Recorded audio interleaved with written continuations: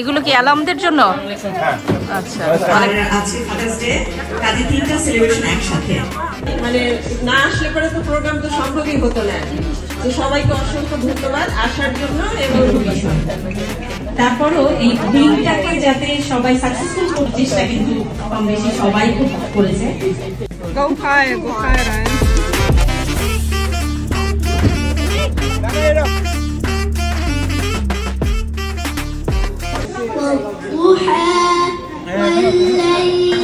আছে কত জীবনের দিনলিপি, দুঃখ সুখের রসালো কাব্য।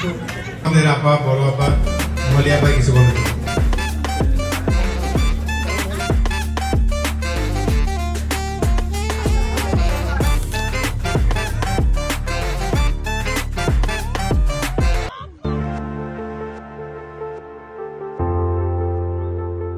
গতিময় জীবন, কাজের ব্যস্ততা, এসব প্রতিবন্ধকতা আমাদের খানিকটা বাধ্যবাধকতা এনে দেয় বিভিন্ন উৎসব পার্বণগুলোকে কাস্টমাইজ করে ফেলতে।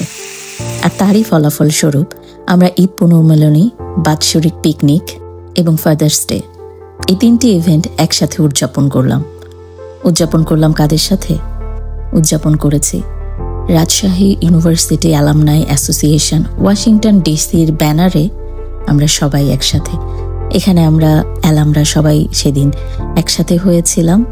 সুন্দর কিছু মুহূর্ত একসাথে কাটিয়েছি, শেয়ার করে নিয়েছি আনন্দগুলো সবাই সবার সাথে।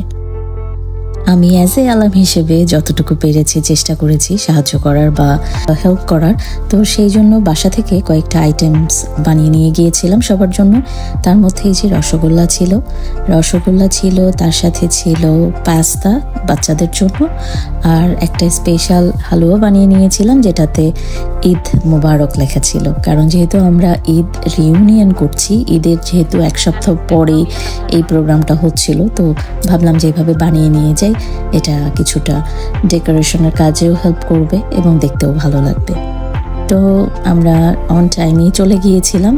10:30-র মধ্যেই আমরা আমাদের যে পিকনিক শেল্টার ছিল, আর এটা প্রোগ্রামটা হয়েছিল ব্ল্যাক হিল রিজনাল পার্কে, যেটা হচ্ছে বয়েটসে অবস্থিত মেরিল্যান্ডে। তো সেইখানে সবাই অনেক আগে কয়েকজন চলে এসেছিল। আমাদের যারা এই পিকনিক কমিটিতে যারা ছিলেন তাদের মধ্যে প্রথমেই আমাদের শ্রদ্ধেয় রক্সি আপা, ভাইয়া, তারপরে জেসমিন আপা, এনারা যে এসে দেখি যে লাকি আপা, এনারা দেখি যে আগেই চলে এসেছেন। আমিও তাদের সাথে যে জয়েন করলাম। আর যেহেতু এখনো অন্যান্যরা কেউ আসে নাই, আমরা চেষ্টা করছিলাম যে যত তাড়াতাড়ি সম্ভব সবকিছু গুছিয়ে ফেলতে, যাতে যেহেতু এটা একটা বারবিকিউ পিকনিক ছিল, তো বারবিকিউ তো ইউজুয়ালি একটু সময় লেগে যায় সবকিছু অ্যারেঞ্জ করে নিয়ে জিনিসটা প্রিপেয়ার করতে কিংবা কুক করার জন্য কিছুটা সময় কিন্তু লাগেই। জেসমিন আপার চটপটি ঠান্ডা হয়ে যাচ্ছে।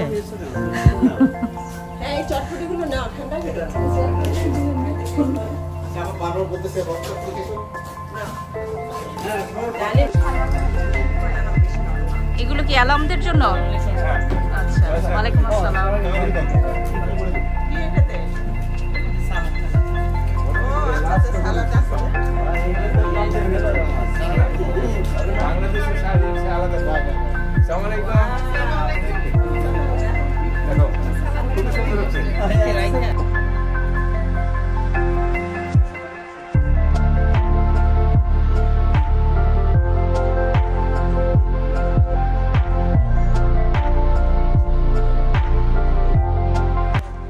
যে ধরনের ইভেন্টই হোক সেটা, সেই ইভেন্টটাকে সাকসেসফুল করার জন্য কিন্তু সকলের সম্মিলিত সহযোগিতা খুবই দরকার। তো আমরা যারা অ্যালাম রয়েছিলাম, আমরা কিন্তু বিভিন্ন সময় দেখা গেছে যে হয়তো এইভাবে দেখা ফ্রিকোয়েন্টলি হয় না, কিন্তু তারপরে যখন এরকম ধরনের একটা প্রোগ্রামের চিন্তা মাথায় চলে আসে এবং কমিটির যারা সিনিয়র আপু ভাইয়ারা রয়েছেন, যারা দায়িত্বে রয়েছেন, তারা কিন্তু যখন এরকম ধরনের একটা বিষয়ের কথা বলে, তখন স্বতঃস্ফূর্তভাবেই সবাইরই এগিয়ে আসাটাই জরুরি। কারণ একটা প্রোগ্রাম এককভাবে একজনের পক্ষে বা দুজনের পক্ষে সাকসেসফুল করা এত পসিবল হয়ে ওঠে না। অনেক বিষয় থাকে একটা প্রোগ্রামের পিছনে সেটাকে সফল করার জন্য। নানা রকম কাজে সবাই ব্যস্ত ছিল, কিন্তু আড্ডা কিন্তু থেমেছিল না। কখনো চায়ে চুমুক দিতে দিতে গল্পে সবাই মেতে উঠছিল, আবার বা কখনো সেই বারবিকিউয়ে একটা কামড় দেওয়ার পরেই আবার হয়তো অন্য কথায় সবাই হারিয়ে যাচ্ছিল। সেদিনের সময়টা বা পরিবেশটা ঠিক এমনটাই ছিল। আমি আসলে আজকে বোঝানোর চেষ্টা করছি যে সেই দিনের আনন্দটুকু সবাই কিভাবে ভাগাভাগি করে নিয়েছিল সবার সাথে। কাজ কিন্তু এখানে করতে করতে ভাবলাম যে কিছু ডেজার্ট আইটেম একটু সাজিয়ে কোথাও কোনো একটা টেবিলে রেখে দিই। রক্সি আপা তো নানা রকম কাজে, যেহেতু উনি তদারকিতে ছিলেন, তো নানা রকম কাজের জন্য তাকে এদিক সেদিকে ছুটোছুটি করতে হচ্ছিল। জেসমিন আপা, উনি কিন্তু থেমেছিলেন না, সব সময় দেখছিলাম উনি বিভিন্ন কিছু কাজে। আমরা হয়তো অন্য কিছুতে ব্যস্ত হয়ে পড়ছিলাম, সেটা আবার মেকআপ উনি করছিলেন। ইয়াসমিন আর জাহিদ ভাই, এনাদের দুজনের কথা না বললেই নয়। দেখা গেছে আমাদের জন্য কত কিছু উনি রান্না করে নিয়ে এসেছেন, কোরবানির মিটটা পর্যন্ত আমাদের সবার জন্য নিয়ে এসেছিলেন, এবং তার সাথে আরও অনেক আইটেমস। ট্রেজারার জাহিদ ভাই অনেক হাস্যোজ্জ্বল মানুষ এবং ভাবিও। তারাও কিন্তু কোনো সময় কোনো কিছুতে থেমেছিলেন না, সব কিছুতেই সবাইকে সাহায্য করার চেষ্টা করছিলেন। তিবা আপু আর ভাইয়া, তারা বারবিকিউয়ের একটা বিগ পোর্শন নিজেরা ম্যারিনেট করে, এত টেস্টি হয়েছিল সেই বারবিকিউ, বাসা থেকেই তারা এত কষ্ট করে সব কিছু ম্যারিনেশন করে নিয়ে অন টাইমে স্পটে পৌঁছে গিয়েছিলেন। আমাদের প্রিয়দর্শিনী আলম, মিনি আপু আর ভাইয়া, ওনারাও আমাদেরকে অনেকভাবে সাহায্য করেছেন সেদিন। এবার যখন প্রোগ্রামে গেলাম, অনেক নতুন মুখ দেখতে পেলাম যাদেরকে গতবার হয়তো আমি দেখিনি। তো এটা খুব ভালো লেগেছে যে সবাই স্বতঃস্ফূর্তভাবে আমাদের এই অ্যাসোসিয়েশনের সাথে যুক্ত হয়েছেন। কি জানেন তো, আর এইভাবেই একটা অর্গানাইজেশন পূর্ণতা পায়। আমাদের শ্রদ্ধেয় আলম লাকি আপু, এবার আমাদের সাথে অনেক কিছুতে তাকে আমরা পেয়েছি। এবারের অ্যানুয়াল পিকনিকে যার অনুপস্থিতি আমরা প্রায় সময়ই ফিল করছিলাম, উনি হচ্ছেন শ্রদ্ধেয় জহুরুল ভাই, আমাদের সভাপতি সাহেব, যিনি শারীরিক অসুস্থতার কারণে আমাদের সাথে এবার যুক্ত হতে পারেননি।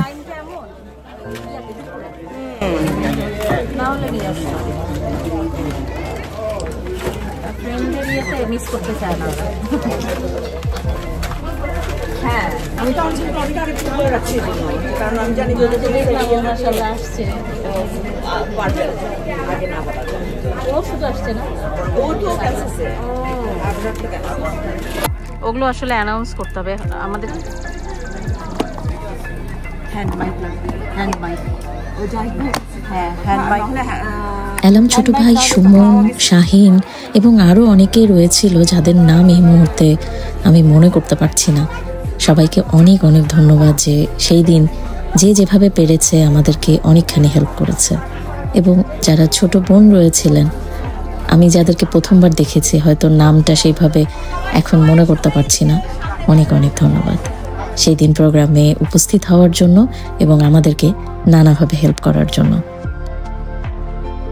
এবার মূলত আমাদের মেনুটা ছিল বারবিকিউ কেন্দ্রিক। বারবিকিউকে ফোকাস করে মেনুটা এভাবেই আমরা রেডি করেছিলাম বা সিলেক্ট করেছিলাম যে কি কি আইটেমস থাকবে। যেহেতু ঈদ রিউনিয়ন আমরা সেলিব্রেট করেছি, এই জন্য ঈদের গোশত, প্লেন রাইস, ভেজিটেবল, স্যালাদ এসব কিছু ছিল।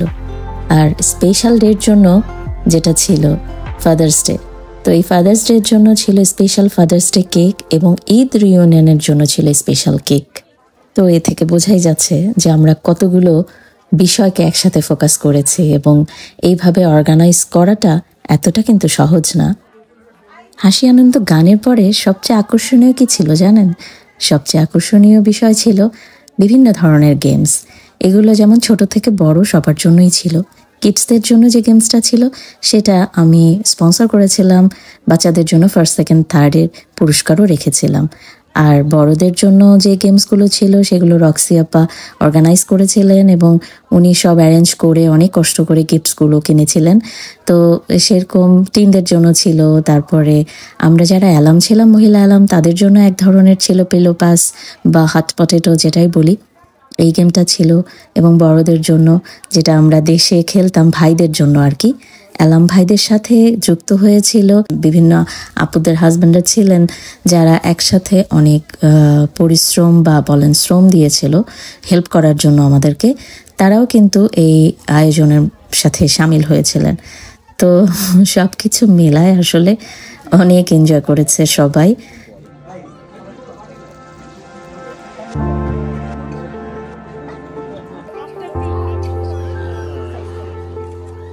আমি তুলে নিয়েছি।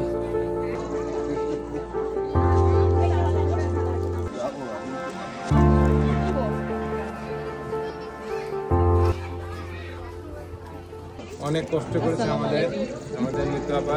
কেমন লাগছে আপনি বলেন?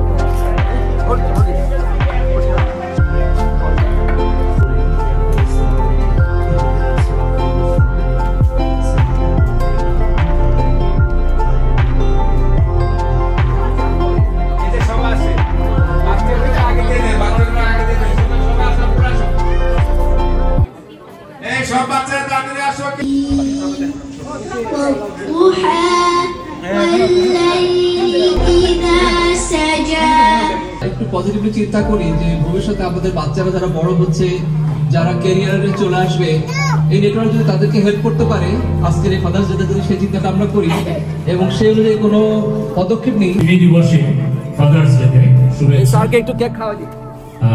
যেহেতু কোনো গান নেই, আমি চেষ্টা করছি কোনো রকমের সুর দিয়ে গানটা করা যায় কিনা। আর আজকে ফাদার্স ডে, কাজে 3টা সেলিব্রেশন একসাথে। তো এখানে আমাদের সবাই জানেন যে আমাদের প্রেসিডেন্ট জুরুল ভাই অসুস্থ, উনি হসপিটালে ছিলেন। তো উনি হসপিটাল থেকে বাসায় এসেছেন, কিন্তু আজকে ওনার আসার খুব ইচ্ছা ছিল। বিয়ে বেড়ায় একটি নকশি কাঁথা, যেখানে নকশা করে বোনা আছে কত জীবনের দিনলিপি, দুঃখ সুখের রসালো কাব্য। আমি শেলফে হাতিয়ে কাগজের ডিঙ্গি পেয়ে যাই, বেয়ে বেয়ে চলে যায় সুজন যুবকের স্বপ্ন মাখা ঘাটে। তারপর আবার পথ চলা। রিকোয়েস্ট করছি একটু এগিয়ে আসার জন্য, তাহলে আরো আমরা দ্রুত গতিতে এটাকে আরেকটু মানে thank you so much again for coming. ঠিক আছে, thank you so much. Thank you. আমাদের আপা, বড় আপা, মলিয়া ভাই কিছু বলার জন্য।